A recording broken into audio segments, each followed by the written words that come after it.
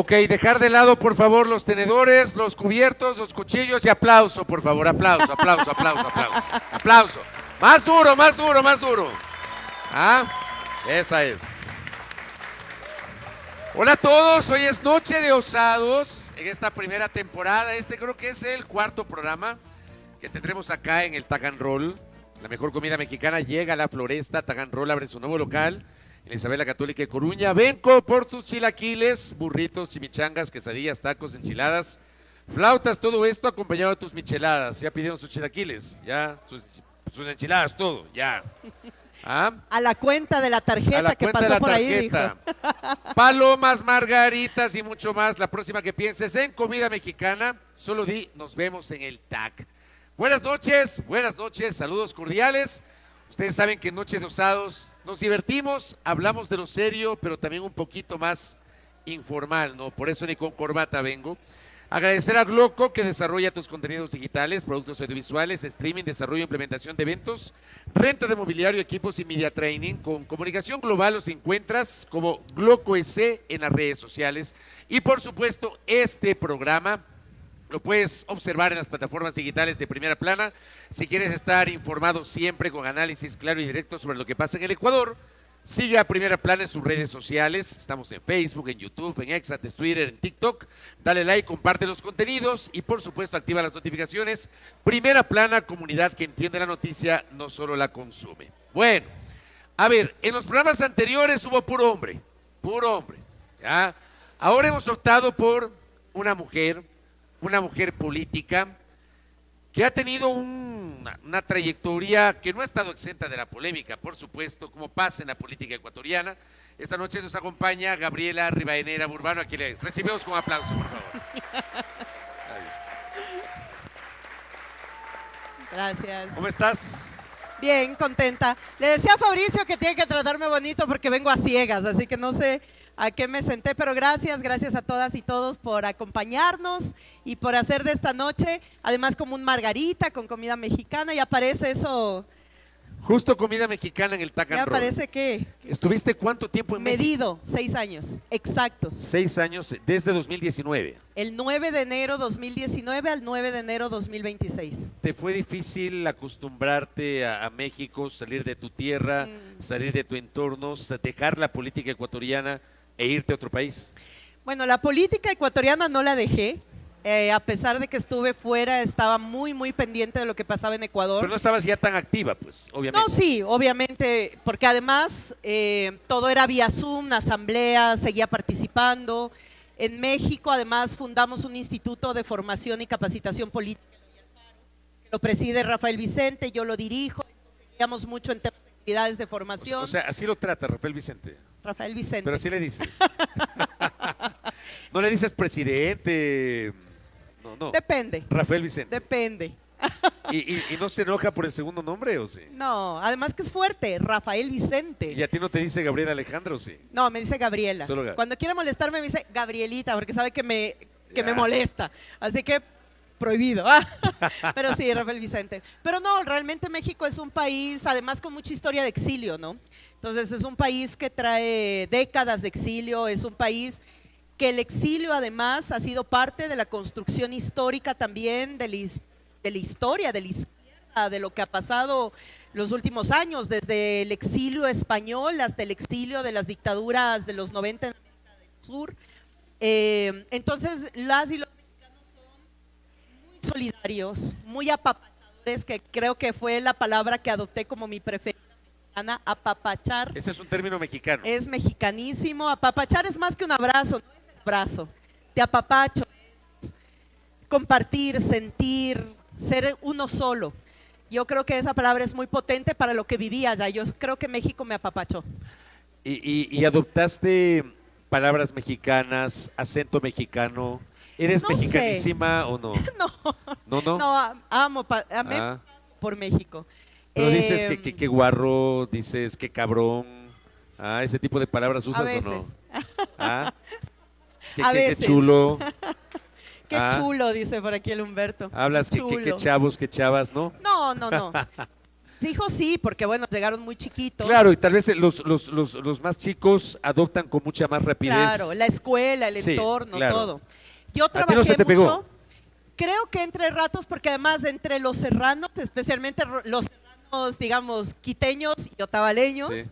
es como más fácil mimetizarse en Ciudad de México. Si vas al norte de México es otra historia, pero en Ciudad de México es como… Yo digo, yo escuchaba más mariachi aquí en Ecuador que lo que escuché mariachi en sí. México, por ejemplo. Pero trabajé mucho con mexicanos y mexicanas, entonces seguro en algún momento me preguntaban, pero tú eres de aquí, ¿no? Y yo, no, eres del norte. Y yo les decía, no, más bien del sur.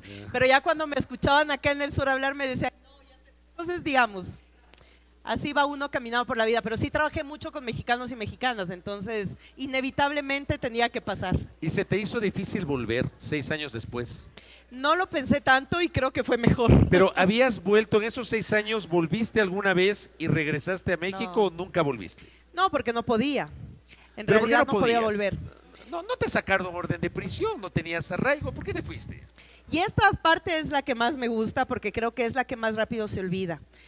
Yo en México aprendí a respetar por demás a la población migrante porque creo que hay migrantes que deciden la migración por voluntad, ya sea porque te vas a estudiar, ya sea porque sabes que tienes una oportunidad laboral, pero la mayoría de migrantes se van de esta patria porque les toca o nos tocó en algún momento salir. Y yo creo que eso es aún más doloroso y por lo tanto merece más respeto de los que estamos acá a nuestra diáspora ecuatoriana en el mundo. Yo en ese momento, y recordemos justo que estábamos pasando octubre del 19, la primera rebelión en contra de un gobierno neoliberal después del paso por la Revolución Ciudadana en el Ecuador. Lenín Moreno nos empapeló a los rostros de la dirigencia de la Revolución Ciudadana en todos los medios de comunicación, nos acusó de golpistas, dijo que éramos los causantes del inicio del golpe de Estado y por eso mismo es que en octubre del 19 decidimos plegar, porque movilización absolutamente ciudadana, popular, inició por un paro de transportistas, luego siguió por los universitarios, feministas, mujeres, luego el movimiento indígena, es decir, superó. Pero en ese momento yo fui acusada por instigación. Tuve un proceso por instigación, fui convocada 3 veces a Fiscalía Mexicana por solicitud de Fiscalía Ecuatoriana. El papá de mis hijos, en ese entonces, como ya el gobierno mexicano anuncia que yo soy protegida del gobierno mexicano, al día siguiente, esto fue el 12 de octubre del 2019, al día siguiente sacan una orden de prisión en contra de Paola, Virgilio, Cristian, ahí estaba el nombre del padre de mis hijos, porque el objetivo era allanar mi domicilio, hacer el show, hacer todo lo que suelen hacer en estos últimos años con respecto a la oposición política. O sea, no te sacaron a ti la orden de prisión, pero sí al padre de tus hijos. Exactamente, porque ya el gobierno mexicano anunció que yo era protegida del gobierno mexicano. Y al día siguiente sacaron la orden de prisión en contra del padre de mis hijos. Y gracias a eso, el 20 de octubre, de agosto, de octubre. De octubre, sí, el 20 de octubre allanan mi casa con mi madre y mis hijos adentro. Mis hijos tenían 9 y 11 años en ese momento. Destrozaron mi casa, se llevaron cuadros, álbumes de fotos, libros, documentos personales, los pasaportes de mis hijos. Nada he podido recuperar 6 años después de ese acontecimiento. Pero lo peor de todo esto es que después de 3 meses de vivir en la embajada, nos permitan salir a México. En enero, el día 9 de enero del 2020 que yo llego a México, esa noche apresaron a mi padre por represalia. Y la denuncia que pusieron contra mi padre fue la denuncia que puso Granda, pareja sentimental de María Paula Romo, en ese momento ministra de Gobierno, que era la que mantenía la persecución extrajudicial a toda la dirigencia del RC. Así que fueron momentos muy duros, para mí personalmente muy duro, porque enseguida lo que te viene es la culpa. Pero bueno, así sorteamos esto. ¿Pero por qué dices la culpa? ¿A qué te refieres? Porque al final mi papá no era dirigente, no me acompañaba a mí, o pero sea, no era tú dirigente, sentiste no era culpabilidad político. por lo que le pasó a tu papá. Imagínate, le acusaron de ser mi testaferro. Los periódicos empapelaron a mi padre por ser testaferro de la expresidenta de la Asamblea Nacional.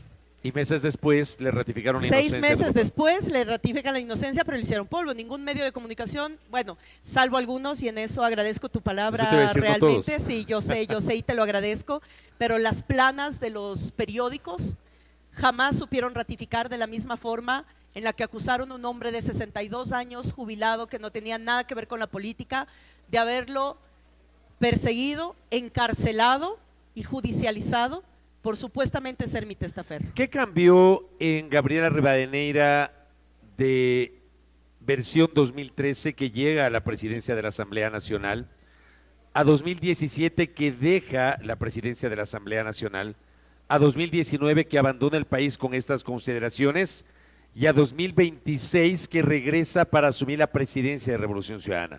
¿Qué ha pasado en estos 13 años en Gabriela Rivadeneira?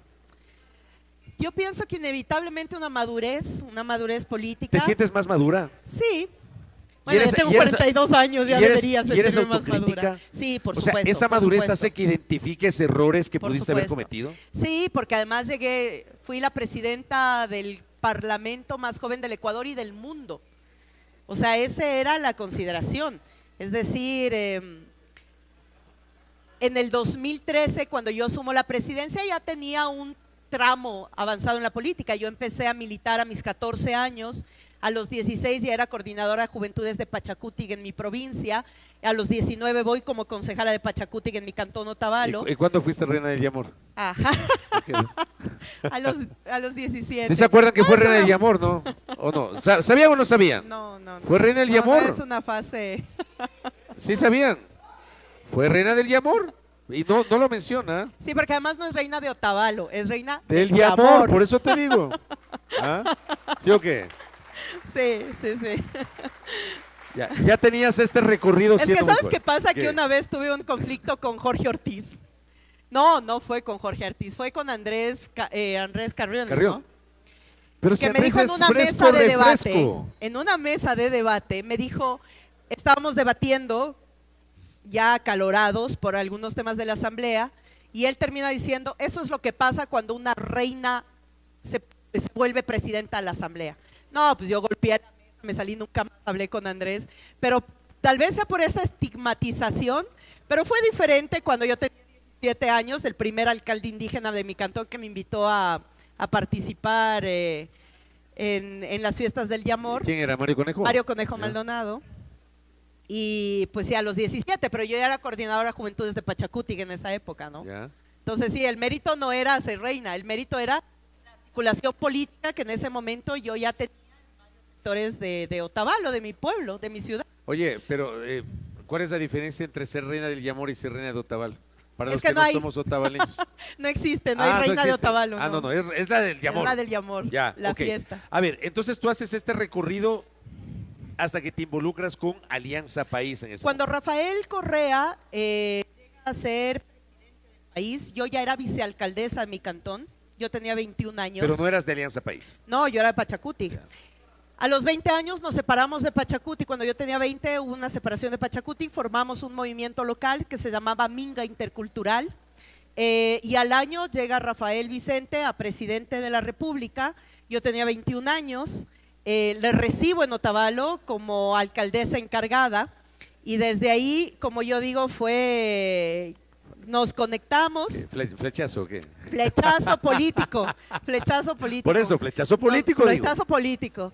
Nos conectamos, me invitan a participar ya como Alianza País en ese momento, y luego ya a los 23 fui la primera viceprefecta mujer de la provincia de Imbabura.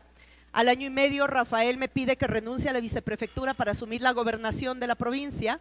A los 27 fui gobernadora de la provincia, la gobernadora más joven del país, y a los 29 a la Asamblea Nacional. Por eso te decía, con base en ese recorrido, No, imagínate. ¿cómo es la Gabriela Rivadeneira hoy si hace la mirada retrospectiva a esas experiencias del pasado? Antes de hablar de tu paso por la Asamblea. No sé, yo creo que era más impulsiva, sí, la edad, el ímpetu, todo lo que tocó vivir, porque además para una mujer joven, la política en este país, no solo hace 15 años, sino ahora sigue siendo compleja y sigue siendo ¿Impulsiva, difícil. desconfiada?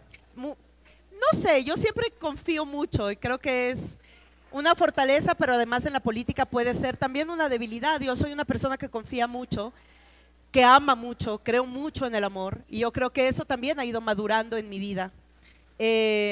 Antes el impulso te llevaba a anular y aniquilar ciertos sentimientos. Ahora yo entiendo en mi vida entera y completa que el amor es una parte fundamental del ser humano. ¿Y qué impulsos y es anulaste? parte de eso, o sea, el sentir ese amor por todo. Es decir, tú haces las cosas y a mí me tocó muy pronto hacer cosas muy rápidas, muy en la política, muy metida en eso. Tuve a mis 2 hijos en ese mundo. Ahora mis hijos ya va a cumplir, el mayor 19, el menor tiene 16.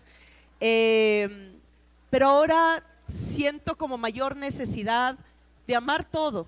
Creo que ante la violencia y el odio, el amor es lo que nos puede salvar. Entonces ahora estoy obsesionada por el amor en todas sus formas y creo que eso es una de las cosas que cambia radicalmente desde hace 15 años. Tu paso por la presidencia de la Asamblea, a ver, aplaudo.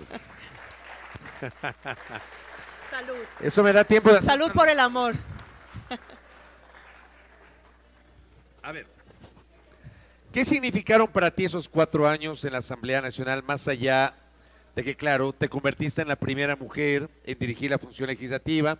Siempre se cita ese hecho emblemático de 3 mujeres dirigiendo la legislatura ecuatoriana, algo que no había Además, pasado el único jamás. parlamento en el mundo con 3 mujeres No había al pasado frente. jamás. Sí. Pero supiste administrar, ya mirando en retrospectiva, supiste administrar ese poder, porque es poder aquello, o tú miras y asumes que cometiste errores o que tal vez en algún momento el poder te superó, te sobrepasó. Ventajosamente no, o sea, creo que yo nunca he concebido las funciones públicas que me ha tocado asumir como poder en sí mismo. Al final vamos a entrar, es un debate más filosófico. Claro, pero no me vas a hablar no aquí de está. filosofía, o sea, dime la plena. Pero es que no, nunca he concebido la función como el poder. Yo creo que hay que combatir al poder para reformar y cambiar las cosas del poder. Creo que somos funcionarios y por lo tanto funcionales al momento político que nos toca asumir la tarea. O hay que ser poder para combatir el poder.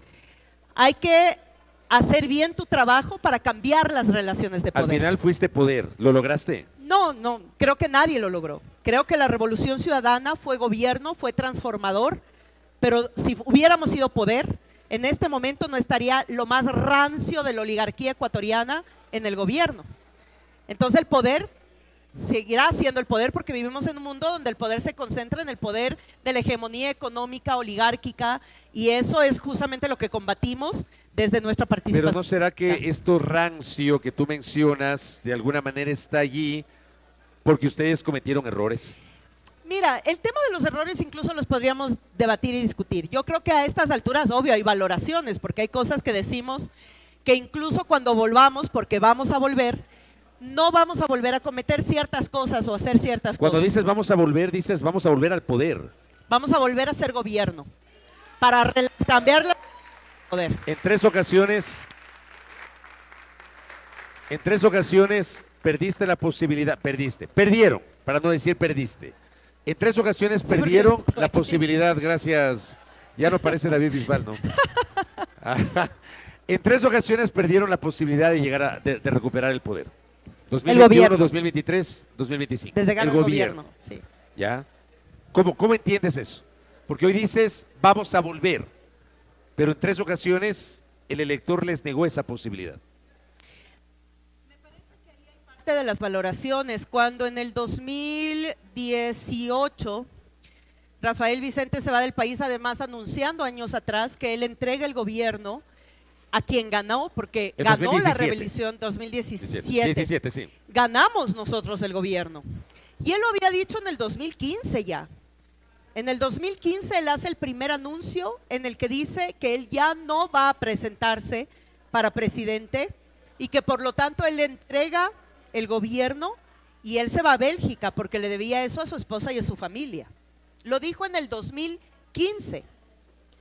En el 2017, cuando él sale, digamos que lógicamente había un peso de 10 años de gobierno y de tomar decisiones complejas.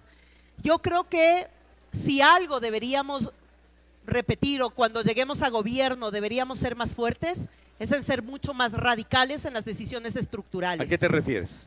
Por ejemplo, Ustedes fueron radicales, prepararon una nueva constitución, cambiaron un montón de estructuras. además que solo 3 países en América Latina hicimos eso, Venezuela, Bolivia y Ecuador, los únicos que se atrevieron a dar un paso hacia procesos constituyentes. Los demás, aquí siempre hay un análisis de Héctor Díaz Polanco, un intelectual mexicano que dice, hay reformas revolucionarias y revoluciones reformistas y todo eso válido en procesos de transformación. Déjame interrumpirte, te van a cambiar las pilas del micrófono solamente, le van a acomodar, algo le van a hacer. En esta charla con Gabriela Rivadeneira, hablando sobre, nos ha dicho que van a volver, ¿ya? Que van a volver a recuperar el poder.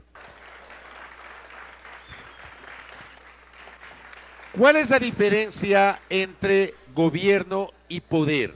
Conceptualmente yo entiendo que hay diferencias, pero en la práctica… En la práctica el poder nunca deja de ser poder porque comanda la estructura económica de un país. El sector financiero, por ejemplo, el sector bancario financiero es parte de un poder fáctico. El sector mediático corporativo es parte de un poder fáctico, es decir, son poderes que están tras el ejercicio de gobierno. Y en efecto, tú puedes en gobierno golpear los poderes, pero en 10 años se demostró que salió un gobierno que golpeó esos poderes, pero que los poderes regresaron con aún mayor fuerza porque tomaron el gobierno. Entonces, el gobierno es una forma administrativa territorial que depende de un modelo en base a tu visión político-ideológica. El poder hegemónico, pues es el poder capitalista en un sistema capitalista en América, no en Ecuador, bueno, en el mundo occidental, pues. Entonces, sí, esa es la diferencia, digamos. Pero en la práctica, si tú como gobierno, tú puedes como gobierno tomar medidas de golpeteo y de cambios estructurales, sí. Te toman mucho tiempo, no es 4 años, no es 8 años, no son 10 años. China tiene 100 años de transformación estructural, política, entonces lo haces a través del gobierno, pero el poder fáctico sigue siendo poder aún después del ejercicio de gobierno. ¿En qué momento se dieron cuenta de que ya con Lenín Moreno sentado… Perdón, solamente para terminar, sí. Por eso en el debate de la constituyente era tan importante el tema de decir… La constituyente además rompe las 3 funciones clásicas del Estado-Nación. Y genera 5. Generan 5 poderes, 5 funciones, y ahí se establece en la Constitución que el poder es solo uno, el poder es del pueblo. Y el Estado se divide en funciones, por lo tanto quienes asumimos una función somos funcionales a lo que corresponde hacer dentro de lo que te corresponde, pero el poder, en teoría, en defensa y en estricto sentido, le corresponde al pueblo. Y en el gobierno tienes que golpear los poderes fácticos. Ahora, se suponía que eso se iba a mantener con Lenín Moreno en la presidencia de la República. ¿En qué momento empiezan ustedes a percibir el viraje del presidente Moreno al punto de dar, digamos, un giro de 180 grados respecto de la postura que le llevó a la presidencia? Fue raro porque, bueno, aquí están varios compañeros y compañeras que compartimos la campaña electoral de Moreno y muchos en territorio ya advertían que había cosas raras en la campaña. No lográbamos descifrar cómo, pero ya había cosas raras que se expresaban, especialmente del equipo que acompañaba a Moreno. Yo quiero decirles aquí además una cosa que es importantísima. Cuando en el Buró Nacional debatíamos la candidatura presidencial, obviamente habían preferencias, había quienes defendían la posibilidad de candidatura de Moreno, habíamos otros que defendíamos la posibilidad de candidatura de Jorge Glass, y en ese sentido, viendo encuestas, etcétera, lo que Rafael Vicente nos llega a decir un día es, a ver, hay que estar conscientes que con Lenín Moreno ganamos gobierno, pero no es necesariamente la defensa ideológica del proyecto de la Revolución Ciudadana. En ese sentido, cuando decimos, bueno, estratégicamente cómo operar, entonces cuando sabes que estás dando el voto de confianza, posiblemente no sea la continuidad de lo que veníamos trayendo. Entonces decíamos, bueno, Lenín Moreno va a ganar la presidencia, Jorge Glass es vicepresidente, continúa el tema del cambio de la matriz productiva, que para nosotros era prioritario en el gobierno de la Revolución Ciudadana. José Serrano en la Asamblea, Gustavo Llana en el Consejo de la Judicatura, yo estaba en el partido, era secretaria ejecutiva de Alianza País, entonces decíamos bueno, si vemos en un momento determinado que Moreno empieza a desviarse, cerramos filas y empujamos. A ver, El eso punto- quiero entender, o sea, ustedes ya se la olían. Sí, había Ya se habían alertas, habían cosas En la que… campaña. Y para la decisión, te digo, desde la decisión de la Pero candidatura. entonces, con más razón, si ya tenían esas alertas, ¿cómo se decantan por esa candidatura? Porque en política hay una cosa que dices, ganas perdiendo o pierdes ganando. El Moreno tenía los números para ganar, pero si tenemos toda esa estructura alrededor de Moreno, podía sostener. El asunto es que en la ruptura, Jorge Glass se quedó preso y solo yo de cabeza de la oposición y todos los demás replegaron. Y fue una ruptura muy fuerte. ¿Cuál fue las dos muestras claves? Muchos de aquí recordarán una selfie que la tomé yo, del sí. último buró político que tuvimos de manera conjunta, Rafael, Moreno y quienes éramos parte del buró político en ese momento. Y era porque ya teníamos muchos roces y fricciones internas. Ese fue el último buró político conjunto. Yo tomé la selfie, muchos ahí me molestan, el Blasco creo que está por aquí, no sé por dónde anda el Blasco, pero muchos me molestaban, allá está el Blasco, Lana, y muchos me decían, no, la Gaby que no tome selfies, me decían. Porque Después de esa selfie, Pero digo, ¿no tomas mal sentencia o de qué? selfies. Tomas malas selfies. Esa selfie salió bien, Salió… bien tomada. Pero hubieron dos fotografías. Hubo. Hubo dos fotografías, sí, pues ya estoy como ¿cómo se llama? Valentina. Hubo dos fotografías que fue absolutamente claro en el tema del viraje de Moreno, y muchos lo recordarán. Moreno asume la presidencia ya en Carondelet, convoca primera foto a todos los dueños y De los gerentes medios. de los medios de comunicación corporatistas. Sabía que ibas a decir esa foto. Y les dice, yo les invito a todas y todos ustedes que hagan fiscalización del gobierno saliente. Y ahí acuerdan vaciar la ley de comunicación. No podían eliminarla porque es mandato constitucional, pero deciden ahí vaciar la ley de comunicación, dejar el tema de la responsabilidad ulterior, que fue importantísimo en el tema de la comunicación y de la libertad de expresión. Una cosa es tener libertad de expresión y otra cosa que tú puedas decir al frente de un micrófono, de una cámara o de una radio, cualquier sandez contra otra persona y luego no poder demostrarla. Todo ese, y lo digo porque además fue la primera ley que aprobé en mi periodo de presidenta de la Asamblea, la ley de comunicación.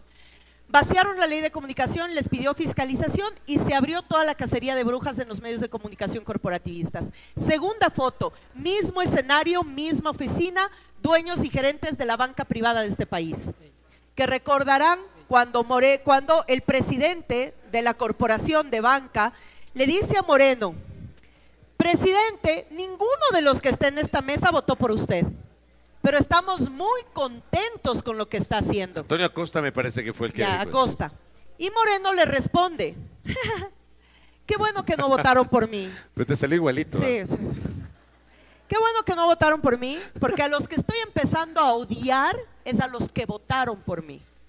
Dos fotografías que visualizan con manera absoluta y radical el giro de Moreno frente al poder, porque se vendió al poder. Pero a ver, yo escuchándote acá, y permíteme decirte esto, ustedes tienen que hacerse cargo de lo que pasó, o sea, de la elección de Moreno y de lo que el relato que me estás haciendo. Sí. Los responsables son ustedes. Sí.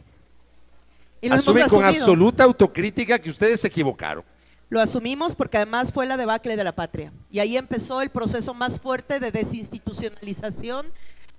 El trujillato fue nefasto, fue la herencia nefasta en la institucionalidad del país.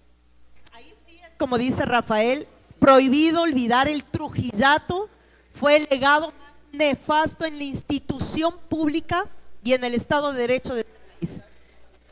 Se provocó a través de un gobierno que ganó en las urnas con la Revolución Ciudadana. Ahora, yo te preguntaba a ti y no me terminaste de contestar antes, si tú, viendo en retrospectiva, asumes errores políticos, no personales, en tu ejercicio político, asumes errores políticos, excesos que pudiste haber cometido, errores, decisiones que luego tú miras en el retrovisor y dices, me equivoqué en esto y lo asumo. La verdad no sé si como temas individuales me pongo a pensar y digo, posiblemente si retrocediera el tiempo fuera más radical. de lo que pudimos haber sido. Pero tú eres radical, pues. Tal vez ese radicalismo, yo siempre digo, ¿no? Analizar Y los le medios. decía a Gabriel antes de empezar esta entrevista, este diálogo, que una de las cosas que quedaron marcadas para la discusión y para la descalificación contra ti fue la intervención, una de las primeras que tuviste en el pleno de la asamblea, cuando invocaste esta canción de insumisión, donde dijo que los pobres coman pan, los ricos mierda mierda. Y te han dicho de todo. ¿Te equivocaste al mencionar eso, al hacer referencia? Sí, me ¿O lo equivoqué. dijiste mal, No, o no. no explicaste, o no exteriorizaste con lo que querías decir, y todo el mundo te dice que los pobres coman pan, los ricos mierda mierda? La frase es perfecta. La frase O sea, es yo entiendo el perfecta. punto, pero El tema admites es que te equivocaste. que además, sí, porque además lo mencioné en el debate de Yasuní. O sea, era en contra de las transnacionales. Fue inmediatamente mal ocupado en una intención que no tenía la ocupación de la frase. Por lo tanto, sí, fue una equivocación política. De que la frase es perfecta. De que ahora tal vez se las vuelva a decir. Sí, pero en ese momento, frente al Yasuní, pues sí, tal vez no fue el periodo. A ver, yo tengo aquí en esta copita, tengo unas preguntitas que las voy a ir alternando con las preguntas que hace este Pechito. Esas son las que me dan miedo, Fabricio. ¿Por qué? No, acá hay unas preguntitas del público, del respetable. ¿La Revolución Ciudadana puede sobrevivir políticamente sin Rafael Correa como eje? Oh. ¿Por qué? Mira, yo ¿Por creo, qué? ¿No termina eso generando un partido personalista o una corriente personalista? yo te aceptara si no fuéramos militantes con una ideología y un proyecto de gobierno. Yo siempre digo esto porque es una reflexión que al menos desde que regresé, cuando volví al país y el 18 de enero fui electa presidenta de la Revolución Ciudadana, que además, ojo aquí, y eso es algo que quiero decirle con mucha claridad, yo soy mujer de partido, vengo de partido y quiero hacer partido. Y uno de los acuerdos con Rafael Vicente es 0 candidaturas, porque creo que quien es candidato tiene que ser candidato, quien es organizador de un partido tiene que ser organizador de un partido. Mi apuesta y mi aporte en este momento histórico es organizar un partido. Quiero hacer este paréntesis porque me parece necesario y porque además justamente marca uno de los temas importantes sobre el tema de la identidad de la Revolución Ciudadana y de la presencia y liderazgo de Rafael Correa. Cuando hace 2 años, y esto es algo que me pasó en México, cuando varios compañeros y compañeras nos visitan en México, y yo a los más pequeños de edad, que ya eran asambleístas, concejales, etcétera, estábamos conversando en una mesa y yo les digo, ¿por qué militan en la Revolución Ciudadana? La primera respuesta instantánea y lo que se nos vendrá a todos en la mente, este es un ejercicio muy pedagógico además, a los que se nos vendrá primero en la mente es por Rafael Correa. Sí, todos militamos por una afinidad con Rafael Correa, pero ¿por qué militas en la Revolución Ciudadana? Y eso es lo que cuando vengo al Ecuador empieza entonces un proceso de reestructuración político-ideológica, porque nuestra identidad política es el proyecto político que lidera Rafael Correa. Rafael Correa en sí mismo no es un ser, no es un cuerpo, no es un nombre, es un proyecto político que tiene ejes ideológicos, que tiene propuestas, que apuesta al buen vivir, a suma causa y etcétera. A lo que me refiero en esto, para sintetizar, es que la Revolución Ciudadana, el proyecto transformador desde el país, al que todavía millones de ecuatorianos y ecuatorianas apuestan, es porque hay un ente que lidera.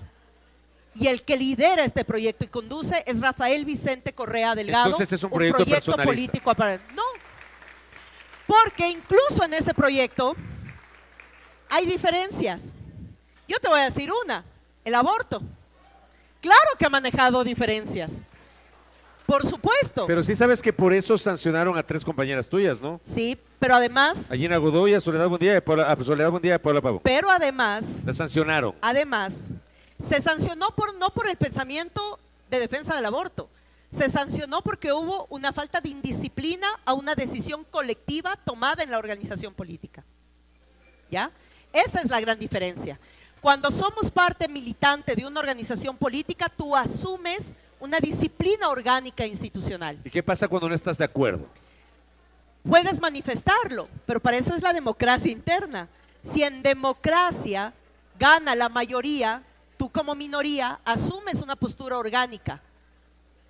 Esa fue la razón de la sanción. Y votas aunque no estés de acuerdo, aunque esa votación incluso sea podrías contraria a tus acogerte convicciones. a la objeción de conciencia, que está reconocida y que el movimiento lo ha reconocido. ¿Y qué pasa si alguien asume esa objeción de conciencia en la organización política? Sí, ¿La respetan sí, o la claro. estigmatizan? No, y ha habido incluso muchos momentos en los que muchos compañeras y compañeros se han acogido a la,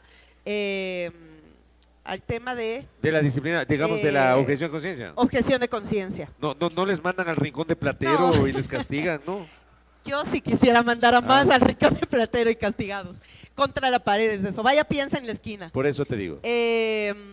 Pero hay decisiones orgánicas. Cuando tú eres parte de un colectivo, y eso nos pasa, aquí están compañeras concejalas, concejales, juntas parroquiales, hay dirigencia, asambleístas. No es que no hay debate. Y era una de las cosas que yo discutía mucho, porque además a mí me decían, es que aquí está Livia, que además nuestra secretaria de la asamblea, aplausos para Livia. No, una de las más grandes profesionales que yo he conocido en mi vida y que le agradezco mucho por eso. Porque Claro, además… aparte de las capacidades de la doctora Livia Rivas Ordóñez, capacidades profesionales, Pero- fue muy extrañada el 14 de mayo del año pasado en la sesión de No, por instalación de favor. la Asamblea, Porque además cuando a eso Alfredo iba. Serrano ya no podía leer. Entonces todos recordábamos la lectura de la doctora Livia. ¿Ah? Pero además debo admitir que en mi impulso de los 29, yo quería así arrasar con todo y Livia estaba atrás. No, eso no se puede. Y yo, ¿pero por qué vamos a arrasar? Y Livia así. No, así que agradezco muchas alertas que puso Livia en eso. Pero cuando tú eres parte orgánica y a lo que iba, es que hay un debate muy profundo interno. En la bancada, que además a mí me decían, es que a ti te tocó fácil porque te tocó 100 votos. Y Lo yo cual es entre cierto. mí, así como… Yo, bueno, fuera que yo hubiera propuesto algo y tenía 6 manos. No, habían al menos 4 grupos a la interna. Pero te tocó Desde 100, derecha hasta te tocó extrema 100, izquierda, te socialdemócratas. tocó 100 y con Correa como presidente luego de ganar la elección con el 57% Sí, de los sí, votos. por supuesto, porque había una respuesta ante el pueblo, una respuesta de satisfacción material y espiritual de necesidades del pueblo. Eso es así de fácil. El tema es que el manejo político no es que tú ordenas y hay otro que cumple. En eso en la organización política hemos sido absolutamente respetuosos. Hay una diversidad impresionante porque la Revolución Ciudadana no es un movimiento histórico como el PT, como el kirchnerismo, como el peronismo. La Revolución Ciudadana nace con el ejercicio de gobierno de Rafael Vicente Correa Delgado en el 2017, bajo una coalición. Y en la coalición tú tenías un 2007. gobierno, en el 2007, y tú tenías un gobierno, un gabinete conformado por todo. El debate en el gabinete era incluso muy interesante y yo eso agradezco la conducción política de Rafael, porque él decía, tú piensas algo, tú piensas otro, perfecto, tú de la extrema izquierda te sientas acá, tú de la derecha te sientas acá, debatan, discutan, yo decido en base a los argumentos que presenten. Yo me acuerdo que en la asamblea, incluso cuando teníamos que tomar decisiones fuertes, la propia derecha de ese momento de mi periodo de asamblea me decía, y voy a poner un nombre, Fernando Torres, al que yo respeto muchísimo, nada que ver con la cosa que engendró y que está en el pleno de la asamblea, nada que ver. Fernando Torres, un tipo de derecha, con el que no coincidimos ideológicamente, pero un tipo inteligente de derecha, con el que se puede debatir y argumentar. Fernando me dice un día, presidenta, lo que debo admitir de este periodo es que al fin nos pusieron a estudiar. Fuimos el único periodo de la Asamblea Nacional que cumplió el 100% de su plan legislativo. Nunca más en la historia, ninguno, ni antes, ninguno. Pero porque tenía 100 de 137. Y en los 100, ¿fue fácil hablar de la ley de herencias? ¿De la ley de la plusvalía? Que para mí eran las más radicales. Pero no fue fácil porque tuviste a un grupo de gente que en la No, Avenida de los Chiris no, las protestaba, banderas ¿no? negras, por Dios. Adentro. ¿Adentro quiénes? Dentro de la bancada. Por favor, si Había éramos gente 4 que se grupos, oponía en la por bancada. supuesto. Llegamos a Buró Político Nacional a votar si dábamos paso o no a la ley de herencia y la ley de plusvalía, que fue un parteaguas en la política de este país, para bien y para mal.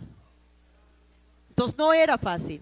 La decisión más dura en la que yo compartí, una de mis primeras decisiones más duras, porque yo había sido parte como gobernadora de todo el tema de la recolección de los recursos para sostener el Yasuní, el petróleo bajo tierra, el fracaso de lo que significó la campaña internacional del Yasuní, a pesar de que pusimos todo el empeño para concientizar lo que significaba el Yasuní en este país y lo que significa. La decisión más fuerte fue llegar a Carondelet al anuncio del Que había Yasuní. fracasado la iniciativa. Yo abrí el ascensor para ir al Salón Amarillo y me encuentro con Rafael Vicente, entro al ascensor en silencio y los dos con los ojos llenos de lágrimas, porque íbamos al Salón Amarillo a anunciar que había fracasado la iniciativa Yasuní, y no por nosotros. Desde eso hasta temas de plusvalía, herencia y otros, créeme que no fueron fácil, porque no es que habían 100 alzamanos, como Eso te siempre iba a preguntar. se dijo. Eso te iba, Había un me debate leíste, muy me leíste fuerte. la mente. No eran 100 alzamanos. Incluso Ante la opinión pública parecían como 100 alzamanos. porque discutes al interno, y si eres parte de una organización política, lo que decides al interno en mayoría, lo defiendes en mayoría. Esa es parte de una organización, por eso somos lo que somos. Por eso la revolución ciudadana es lo que es. Perdón, perdón a Pachacutic, si es que hay que pedir perdón. De 9 asambleístas tienen 3 disculpas. bancadas. 3 bancadas en 9 asambleístas. La revolución ciudadana es una bancada, y por eso yo me enorgullezco en decir siempre que es la bancada de la dignidad, porque podemos tener diferencias, podemos no estar de acuerdo en todo, pero cuando se toma una decisión orgánica, se defiende la disputa orgánica. Oye, déjame. Por eso somos Revolución Ciudadana. Déjame hacerte otra pregunta, ya que me habló de Rafael Correa y me decía que obviamente la Revolución Ciudadana no puede estar sin Correa. La intervención casi visceral del expresidente en redes sociales, ¿ayuda políticamente o termina espantando a posibles nuevas adhesiones que puedan recibir? Tengo esa preguntita. Facilito aquí, Porque se pelea con todo el mundo. facilito aquí. O eres o no eres. Pero hasta con los troles se pelea. Con los bots. El otro día estaba discutiendo con una cuenta troll. Ya. Bueno, pero resulta que esa cuenta troll lee gente. Y tú no puedes dejar un cabo suelto. Y aquí en esto sí podemos discutir sobre las formas, sí. Pero aquí eres o no eres. Y en un mundo donde la derecha fascista está avanzando con más radicalidad, la izquierda o se radicaliza o toma postura o es cómplice de esa derecha fascista en avanzada. Pero cuando, o eres o no eres. Pero cuando el Mashi empieza a pelearse en redes con todo el mundo, con trolls, con bots y con gente común y corriente, y empieza a insultar y a ratos a descalificar, ¿no termina hipotecando de alguna manera el capital que él acumuló siendo presidente? Pues sigue siendo, ¿cuánto tiene? ¿44, 45%? Según la última encuesta de él, Comunicaliza. A mí me sorprendió. ¿Te sorprendió la encuesta de Comunicaliza? Me sorprende que Noboa siga con tanta aceptación después de todo lo que ha hecho ¿Cómo en este entiendes país. eso de Noboa? Por Eso ejemplo? me sorprende. A ver, pero ¿cómo entiendes eso de Noboa? ¿Cómo lo asocias? ¿Cómo comprendes que un presidente que, digamos, está siendo discutido, que tiene un estilo distinto de gobierno, que toma decisiones impopulares, de los combustibles, por ejemplo, siga teniendo un porcentaje importante de aceptación? No es un tema ecuatoriano, es un tema geopolítico, geoeconómico, es un tema de una carga muy pesada de un sistema que ha durado 500 años, si lo quieres ver desde la lucha de resistencia de nuestros pueblos, o 200 años desde la lucha de la República, o 60 años o 50 desde el regreso a la democracia. Puedes verlo desde cada uno de esos momentos. El asunto es que tenemos un pueblo al que el gobierno históricamente decidió dejarlo sin información, vaciarlo de la política y dejarlo sin educación. Mea culpa y crítica a nuestros procesos, y no solamente a la revolución en Ecuador, sino a lo que pasó en la primera década del siglo XXI en América del Sur, es no haber puesto al mismo nivel, en nuestro caso, del cambio de la matriz productiva al cambio de la matriz cultural.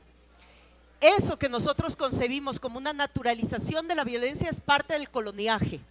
Y este pueblo ha pasado por varios procesos de colonización, uno cada vez más feroz que otro, en el que sometió a una población a naturalización de ciertas cosas que es nuestra tarea desde la izquierda romperlas, y por eso yo apuesto mucho a la pedagogía popular, porque no creo que el pueblo tiene lo que merece, no creo que el pueblo quiera en este momento estar con un presidente al que no le importa el pueblo. Pero creo que ahí nuestro error y nuestra falencia es no haber trabajado en pedagogía popular suficiente para no ver a una señora adulta mayor abrazada a un muñeco de cartón revolcarse en aguas hervidas frente a una inundación de un pueblo al que la desigualdad le falta. ¿Pero por qué crees que lo hizo? Porque es su alternativa, es lo que ve todos los días en los medios de comunicación. Ya que hablas de una imagen que se hizo emblemática de una señora con una figura de cartón del presidente festejando la victoria del presidente en medio de esa inundación. ¿Cómo entiendes eso?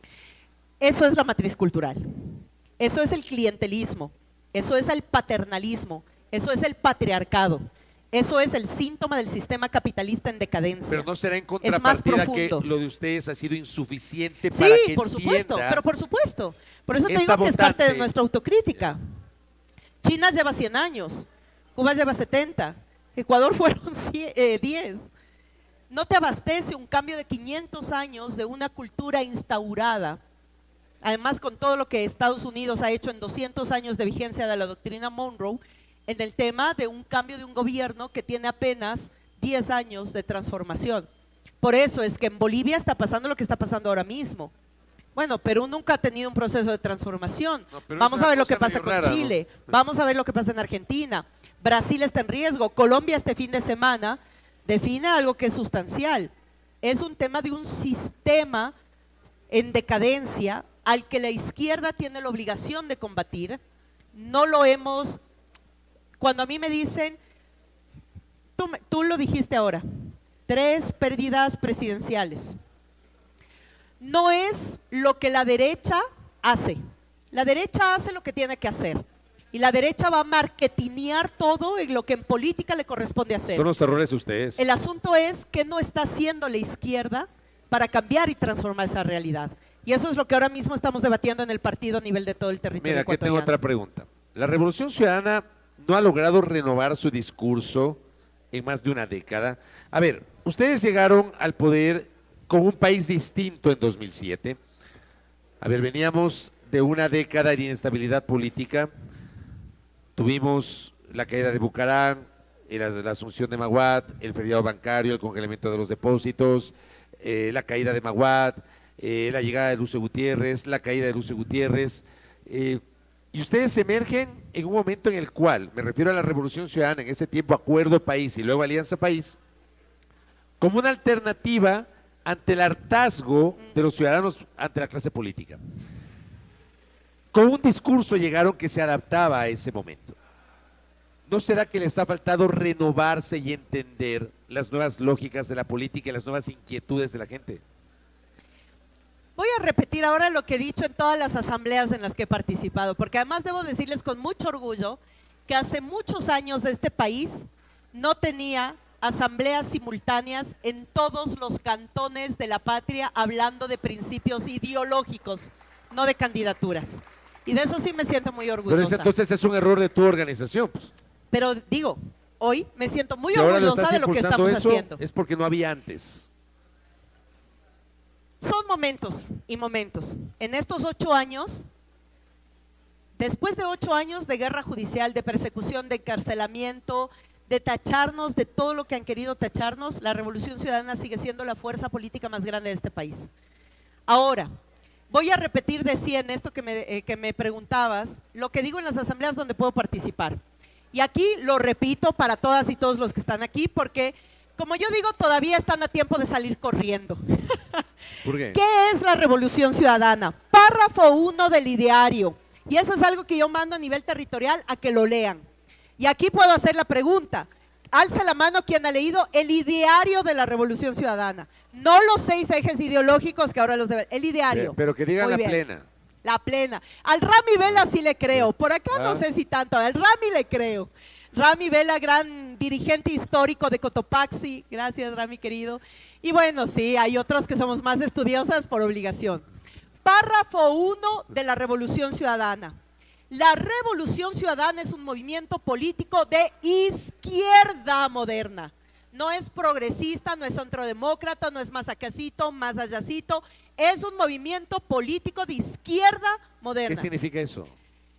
Que significa que todos los preceptos de redistribución de la riqueza están acoplados al sistema capitalista actual, justamente para lograr una alternativa a ese sistema capitalista que viene desde el socialismo. O sea, entendiendo, no renegando del sistema capitalista, Transformándolo. transformándolo, pero Porque está tampoco en decadencia, está en decadencia. Entonces tú tienes que, si tienes un sistema global, un sistema occidental en decadencia, tienes la obligación de generar una alternativa. Pero sigue siendo capitalista el sistema. Obvio, o sea, por favor, la Revolución Ciudadana combatió o transformó o empezó la transformación en un sistema capitalista. Vivimos, el mundo occidental vive un mundo capitalista, en decadencia, pero capitalista. Somos un movimiento además humanista, el ser humano como centro del desarrollo. Somos además un movimiento feminista y de eso no nos bajamos y no cedemos. ¿Y qué quiere decir eso? Y yo lo digo en El Oro, en Los Ríos, en Esmeraldas, en Imbabur, donde vamos. El feminismo, porque además estamos en un retroceso político, ideológico muy grave en el país. Entonces hoy nuevamente dicen en muchos territorios, no, las feministas no, porque es lo mismo que el machismo al revés. Ya, no. El feminismo en teoría y en concepto es el tema de la lucha por la equidad y la igualdad. Igual hombres, mujeres, igualdad, oportunidades, derechos, obligaciones, punto. Somos un movimiento ambientalista. Somos la única constitución en el mundo en tener reconocidos los derechos de la naturaleza. Somos los únicos que generaron un código ambiental para proteger, porque además no somos antropocéntricos, somos conscientes de que el ser humano es parte de la naturaleza y del planeta. Entonces, somos además anticoloniales, lo que estábamos hablando hace un momento, paternalistas, clientelares, somos anticoloniales y somos por sobre todas las cosas anticapitalistas. Ahora, yo te pregunto una cosa. Eso somos, por Yo eso entiendo. digo, los que todavía no se identifiquen con eso pueden salir A corriendo, ver. los que se identifiquen pues se quedan a luchar. Tú eres, te vas, tengo terror de que te caigas. Ponte más adelante. Cuidado, imagínense ustedes. Todo lo que estás diciendo yo lo entiendo porque tú eres una mujer que se ha formado ideológicamente. Y una cosa que yo siempre te he reconocido es que efectivamente tú tienes esa formación ideológica. Pero todo esto que me estás contando es probable que no entienda el Por común de la supuesto, gente. por supuesto. ¿Cómo aterrizas esos términos para que el señor que está afuera, el señor del bus, la señora de la tienda, comprendan esa lógica que estás planteando? No es tan lejana porque Rafael Vicente fue un gran pedagogo. Todas las sabatinas era una clase de pedagogía popular. Ahora, las asambleas cantonales, que digo con mucho orgullo que las hemos hecho en este mes y medio, asambleas cantonales y provinciales, han hablado de esto. Se prohibió hablar de candidaturas. ¿Cuántos dirigentes, alzan la mano los que son dirigentes y que han estado en los burós provinciales? Ni uno. ¿Qué es el Emilio? No serás del buró político. No está. Le comprometes al concejal. La vicealcaldesa. El Humberto, la vicealcaldesa, los asambleístas, los concejales, juntas parroquiales. Prohibido hablar de candidaturas. ¿Lo dijimos o no lo dijimos? ¿Lo cumplimos o no lo cumplimos? ¿Qué nos sentamos a hablar? 6 ejes ideológicos. El que se sentó, sigue. El que quería hablar de candidaturas puede ir a hablar de candidaturas a cualquier otro movimiento político. En este movimiento hoy ratificamos la vocación histórica, política, ideológica de que nos define como militantes de un proyecto de izquierda transformador y que va a combatir a la derecha de este país. A ver, con esa respuesta ya me das paso a la pregunta obligatoria. Ya dices que los que no quieren pueden ir a hablar con otro movimiento, pero ustedes tienen que hablar con otro movimiento. Con un montón. ¿Ya? Nos toca con un montón. ¿Y? Ahí estamos. Pero ¿cómo les está No yendo? te voy a dar la primicia, No me vas a Mauricio. dar, yo sé. No, yo sé que por estrategia no me la vas a dar. Pero ¿cómo está? ¿Cómo avanza? ¿Tienen chance? ¿No tienen chance? Ah, Avanzamos patria. ¿han hablado con la 8? ¿No? ¿Existe? ¿Ah? ¿Existe? Pero si ustedes le apoyaron, pues, en su momento. Imagínate. ¿Ah? Creaciones. Hay movimientos que existen porque la ERC permite que existan. Avanza hasta ahora. nace en 2013 González. a partir de alguna manera el colchón que ustedes generaron. Sí. Puso 5 legisladores en su primera elección y en 2014 tuvo varios alcaldes, prefectos, concejales y concejalas. ¿Y ahora? Ahí está. Pero ustedes son corresponsables. Pues, A ver, me parece que primero aprovecho esto para denunciar una vez más, como lo hemos hecho siempre, como lo hicimos hoy en la tarde en el Tribunal Contencioso Electoral, que la Revolución Ciudadana fue suspendida de manera ilegal, absolutamente ilegal. Es parte de la proscripción partidaria del gobierno de Daniel Noboa, un mandato de Daniel Noboa. Y esto es fácil. Fabricio, hemos seguido muchos casos a lo largo de la historia reciente de este país. Resulta que nuestra organización política es suspendida 9 meses sin ser notificada que está investigada, por lo tanto no hemos tenido derecho a la defensa, no hemos podido argumentar siquiera cuál es nuestra versión, y suspendida los 9 meses del calendario electoral de los gobiernos locales. Ya, si eso no parece coincidencia, entonces ya, ¿para qué? ¿Para qué debatir política? Esta acción ilegal, que no es la primera vez que la atravesamos, 8 años de persecución judicial y proscripción partidaria. Yo digo siempre, y esto lo recuerdo todo el tiempo, esto es parte de la pedagogía, en el 2017, finales del 2017, frente a la ruptura, nos robaron Alianza País. Yo era la secretaria ejecutiva de Alianza País. Nos robaron Alianza País. A propósito, sería bueno ahora que anda apareciendo nuevamente el nombre de Gustavo Baroja para una candidatura de un cantón de Pichincha, que se le pregunte cómo vendió la sede de las Shiris, a cuánto aparece la venta y cuánto fue la venta. Bueno, paréntesis. Nos roban Alianza País. Yo les dije, no hay problema, se quedan con un café descafeinado. Febrero del 2018, CNE, déjennos armar partido como Revolución Ciudadana. ¿Qué nos respondió el CNE? Que no podíamos tener el nombre del eslogan del gobierno pasado. Bueno.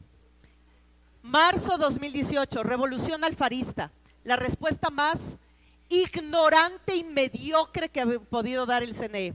No podíamos ser Revolución Alfarista porque Alfarista era un nombre liberal en su época y nosotros éramos un movimiento antineoliberal. Eso está por escrito. Pero a ver, el alfarismo era liberal. ¿Y qué tiene que ver el neoliberalismo con eso? Ya, tú pregúntale al CNE, pues desde No, yo tiempo. te pregunto a ti. O sea, para mí es ridículo. Si una cosa es liberal, otra cosa es del Pero además, neoliberalismo. una cosa es que el CNE te califique los requisitos y otra cosa que se ponga a cuestionarte si quieres ser partido patito. Además que había antes el Frente Radical Alfarista, pues Ya. había un partido alfarista. Esa fue la respuesta. Jorge Núñez, presidente de la Academia de Historia Ecuador, que en paz descanse, emitió un informe impresionante contra el CNE en ese momento. Nos dieron el casillero para recoger firmas de Maná. Recordaremos, 45 días, la mayoría de los que estamos aquí firmamos los formularios de Maná. Un día antes, cuando anunciamos que íbamos a entregar las firmas, el mismo casillero le dieron a gente de Lucio Gutiérrez. Somos la única fuerza política de este país a la que no se le ha permitido hacer partido. Llegamos a la elección con Andrés Arauz. Tocó ir por ¿cuál? Por la 1. Se acabó la alianza con la 1 en el momento de la… fueron por la 5, por No, Fuerza después fue… Compromiso Social. No, pues después fue UNES. Pero primero fue Fuerza Compromiso No, Social en pues, 2019. Fue Centro Democrático. No, esa fue 2021. Después UNES. Esa fue 2021 la Alianza UNES. Entonces fue UNES el 19. Para gobiernos No, locales. 2019 fue Fuerza Compromiso Social. Fuerza Compromisos Sociales con Luisa González, primera vuelta. ¿Ya? Y segunda vuelta ya Revolución Ciudadana, lista 5, que nos traspasaron Porque para Compromiso 2021 Social. ustedes se integran en el Frente UNES, para 2021. Claro, para las elecciones locales. Exacto. ¿Ya? Pero, ¿cómo lograron participar por el partido de Iván Espinel? ¿Ah? Como ahora vamos a participar en el siguiente que vamos a ir Pero a te participar. gozas porque sabes que te digo la plena. ¿Ah? ¿Y qué quieres que te diga? En un país donde no hay democracia, donde nos persiguen, donde no nos permiten hacer organización política, donde además todos los aliados tienen pánico de que nosotros salgamos a decir que son nuestros aliados, porque hasta el día de la inscripción puede el CNE o el TCE anular o cancelar partidos. A ver, ¿cómo te explicas eso más bien? Nosotros vamos a hacer 58, 30, 40 mil, 1001, el que podamos ser. El asunto es ¿por qué? ¿Crees, como ¿Por qué dice, tenemos que hacer esto? ¿crees, como dice esta pregunta, que el RC está perseguida por el CNE o cree que también ha cometido errores estratégicos propios? No, Pregunta de imagínate, la Revolución Ciudadana sobrevive gracias a la fuerza de Rafael Correa y de la gente que en territorio sostiene la Revolución Ciudadana. El CNE y el TCE, ¿desde cuándo están? El Legado actual, del Trujillato, 7 años, desde el 2019. 7 años. Irónicamente, no sé ni siquiera si es irónica, sino sarcásticamente, Diana Tamaín dice, imagínate, yo llegué aquí por 3 meses y mírame, llegaron por transición. ¿Cuántos años van sentados ahí por prórroga? Ni siquiera por haber pasado la decencia de un proceso de designación o de elección. ¿Tú crees que les van a Por dejar prórroga. participar, Gabriela? Es difícil. O sea, Yo- ¿están conscientes del hipotético caso que no les dejen participar con ninguna organización Estamos política? conscientes, pero es la batalla que tenemos que dar. El momento en el que revisamos la normativa y la potestad que tiene el CNE, de hasta el último momento, eliminar partidos, suspenderlos, cancelarlos o bajar candidaturas basados en Contraloría, Fiscalía, TCE, etcétera, estamos diciendo que estamos ante un momento de una ruptura democrática profunda. El asunto no es aquí cómo hace la RC para sobrevivir. El asunto es cuestionar cómo el Ecuador llegó a vivir este momento de ruptura democrática que nos convierte en una dictadura de nuevo tipo. Eso es lo que estamos viviendo. Si no les dejan participar en esta elección, que es ese evento y ese riesgo porque no tienen un vehículo y porque necesitan otro El vehículo. vehículo lo tenemos. El asunto es que nos dejen. Pero digamos, no tienen vehículo propio. Es un vehículo En 8 prestado. años no lo hemos tenido. Ya, pues sería un vehículo prestado. Y digamos que no les dejan subirse en ese vehículo prestado. El derrotero será 2029. El derrotero será en las calles. ¿Qué significa eso? Pues ocuparemos lo que tengamos que ocupar para defender la patria. Será en las calles. Esta pregunta es interesante. ¿La confrontación permanente con el gobierno fortalece al ERC o termina desgastándola más? Yo digo, aquí no se trata si, en realidad ni siquiera se trata del debate del ERC. El ERC existe. El tema es que cada vez que nosotras y nosotros denunciamos, ponemos procesos judiciales de fiscalización en contra del gobierno de Noboa, cada una de esas cosas es una responsabilidad política histórica. Si incluso no beneficiara al ERC, lo seguiríamos haciendo, porque no se trata de un cálculo político electoral, se trata de una responsabilidad de Pero en un patria. primer momento ustedes apoyaron al presidente Noboa. De hecho, los legisladores de RC votaron por los primeros 6 proyectos del presidente Noboa. Yo Sí, no estaba aquí. votaron por los primeros 6 proyectos económicos urgentes del presidente Noboa en 2024. Bueno, eso nos da la razón de saber que dimos oportunidad para que demuestre que va a trabajar por el país. ¿En qué momento se rompe ese apoyo? Cuando todo, absolutamente todo lo que propone Noboa va en contra y en O desmedro cuando de la detienen gente. a Jorge Glass luego del asalto en la Embajada de México. También, Ahí se rompe. por supuesto, no, antes. Ya se había roto. Pero por supuesto el tema de Jorge Glass, con el juicio, claro, fue el tema del juicio, de la muerte cruzada en realidad. La bancada toma postura, después llega Noboa, Noboa se le da el beneficio de la duda, pero fue terrible. Es que ese beneficio de la duda se tradujo en los votos del RC por los proyectos económicos de Sí. Noboa. O sea, si Noboa te Había dice… un acuerdo con Noboa. en un No, primer acuerdo momento. no, pero si Noboa te dice, el presidente electo de este país te dice, hay que poner esta norma para beneficiar al sistema productivo económico del país. ¿Qué dices tú? demos el beneficio de la duda. Si el gobierno de Noboa al día de hoy propone un proyecto de esas características, ¿ustedes como bancada votarían por ese No. proyecto? ¿Por qué? ¿Por qué no? Porque ya es año y medio del anterior, del término del proyecto de Lazo. Un año de este gobierno. ¿Qué es lo que ha hecho? Ha profundizado el país más inseguro Aunque y sea un violento de este proyecto continente. que sea beneficioso Sea para lo el que país. sea, nuestra postura es oposición y los votos de la bancada es no a todo. No vamos a apoyar a nada que venga del gobierno de Daniel Noboa. Y eso me permite hacerte esta otra pregunta. ¿La relación entre el gobierno y la RC ya pasó de lo político a algo personal? No, jamás podría ser personal. Personal nuestros ex. Eso es personal. Lo de Noboa es absolutamente político Ese y no es esta un ex. patria es política. Ese no es un ex. Ojalá fuera un ex y hay que hacer que sea un ex. Un mal ex de esta patria. Un pésimo ex de esta patria. Ahorita ya te dice, estoy viendo aquí algunas preguntitas, ¿no? En esta charla. Está bien el Margarita se llama esto, ¿no? Suavetón. A ver, la Revolución Ciudadana sigue llegando a segunda vuelta, pero no logra ganar. Ya lo hablamos un poquito pues, sobre aquello, pero aquí hay un añadido interesante. ¿El techo electoral de ustedes les impide ganar? Es decir, no pueden romper ese techo de concreto, que es pasar el 30, 31, 32% de la votación. Luisa pasó el techo histórico. Hubo fraude. Eso es todo. Tú estás convencida de la tinta mágica, Estoy convencida que hubo fraude. pero no estás convencida de la tinta mágica. Las herramientas que hayan usado para el fraude, No estás convencida de la tinta pero mágica. hubo fraude. ¿Por qué dices, por qué sostienes que hubo fraude? 11 puntos de primera vuelta a segunda vuelta. Es imposible matemáticamente, políticamente peor. Se Hubo puede hacer fraude. un fraude aquí. Por supuesto. Ahora estamos en un proceso fraudulento, en este preciso momento. Ni siquiera sé cómo van a terminar las elecciones o el cantado de las autoridades locales. Lo único que sé es que Diana Tamaín salió a decir que una cosa es votar y otra cosa elegir. Estamos ante un proceso fraudulento. Oye, acá también, esta pregunta también es interesante dentro de este ejercicio necesario de autocrítica. Como RC se equivocaron en la relación con los sectores sociales, con los sectores indígenas, siendo gobierno, claramente había una confrontación con esos sectores, siendo hoy oposición, ustedes coinciden en las visiones con esos sectores, pero no logran amalgamar un frente común. Porque justamente para algunos dirigentes se mantiene el recuerdo de lo que pasó cuando ustedes fueron gobierno. Se equivocaron, viendo en retrospectiva.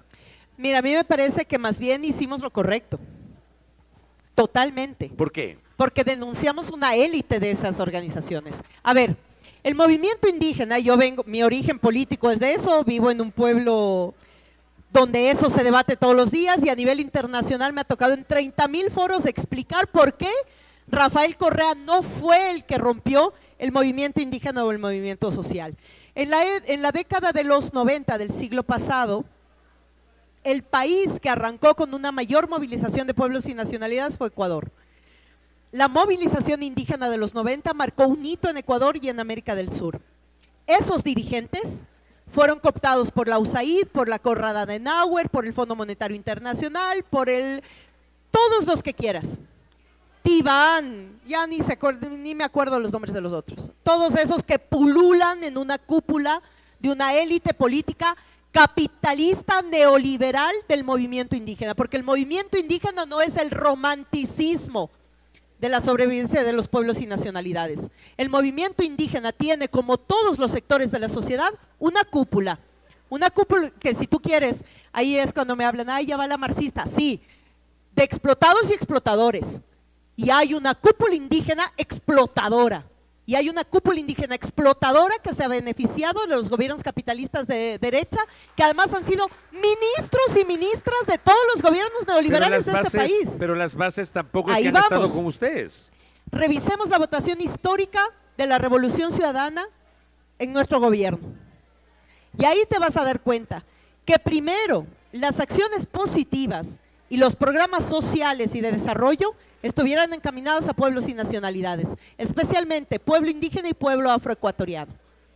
Y de eso no nos vamos a bajar porque esa es nuestra defensa irrestricta del Estado plurinacional, reconocido en la Constitución. Ahora, que tenemos que combatir con élites, sí, así como lo hacemos con la banca, lo hacemos también con la élite vendida a la derecha del propio movimiento indígena.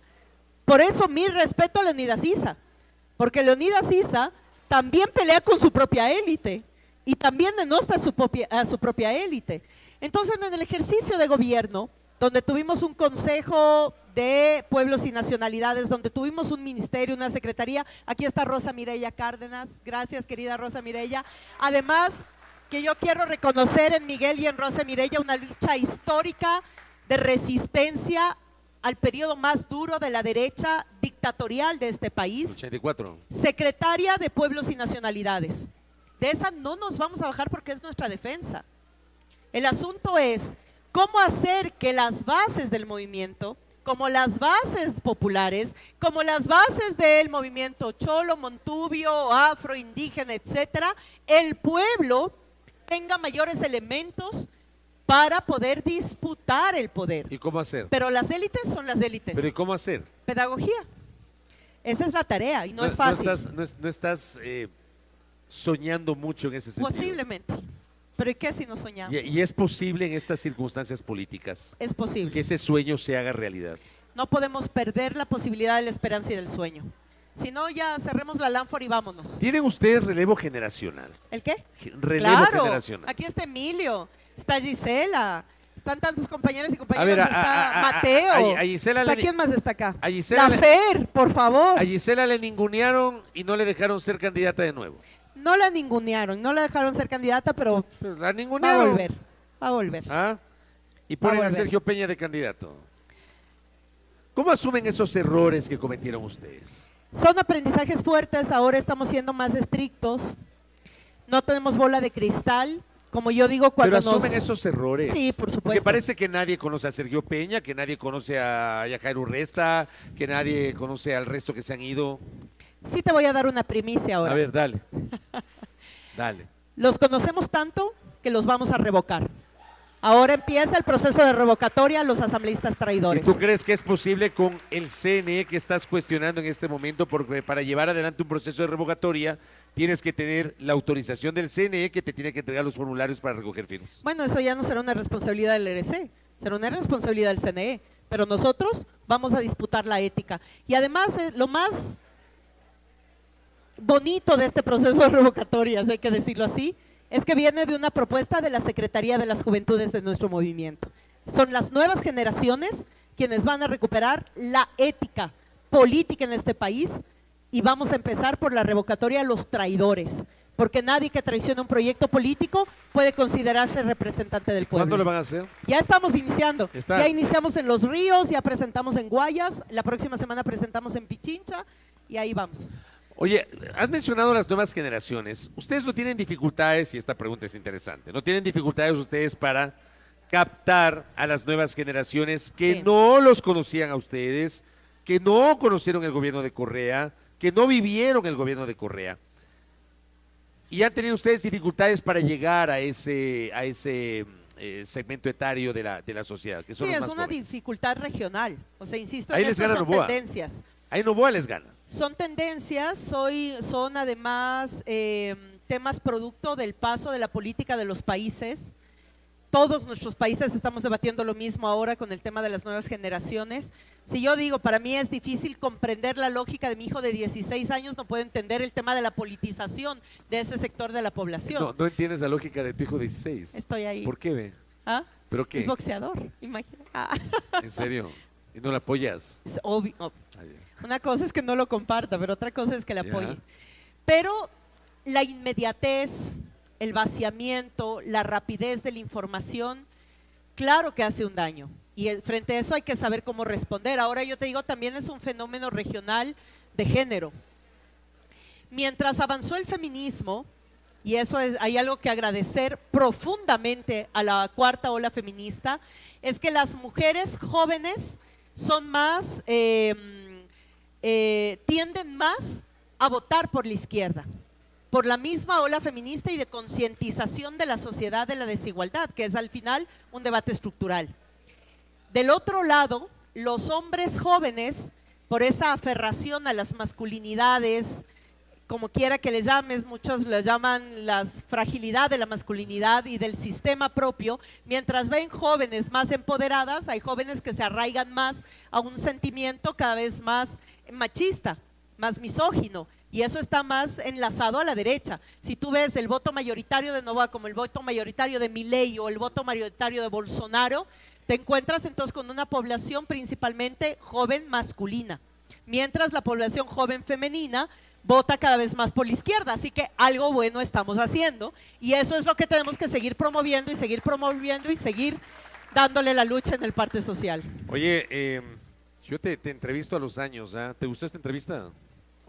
Aunque le faltó un poco de tequila. Aunque le faltó esto. tequila en la margarita. Tomas tequila. No, pues terminamos luego Plutos, ¿ah? Gracias, Gaby. Cabeza frágil, eso No, yo sí aguanto un poquito, sino que me da sueño. Antes aguantaba 2, 3 días, ahora me da sueño a las 2 horas. Ya mismo viene el Inti Raymi, así que todos invitados, 3 días de baile, comida y el baño ritual. Muy bien, gracias. ¿Comieron Gracias, rico? Fabricio. ¿Comieron rico? ¿Hicieron el gasto? Rica comida mexicana aquí en el Tac and Roll. Que llega la Floresta, Tac and Roll abre su nuevo local en la Isabela Católica y La Coruña, donde estamos aquí mismo generando nuestro espacio. Ven por tus chilaquiles, burritos, chimichangas, quesadillas, tacos, enchiladas, flautas, todo esto acompañado de tus micheladas, palomas, margaritas, maracuyá o tamarindo, yo escogí tamarindo, ¿ah? Y mucho más. La próxima que pienses de comida mexicana, solo di, nos vemos en el TAC. Gloco desarrolla tus contenidos digitales, productos audiovisuales, streaming, desarrollo e implementación de eventos, renta de mobiliario, equipos y media training.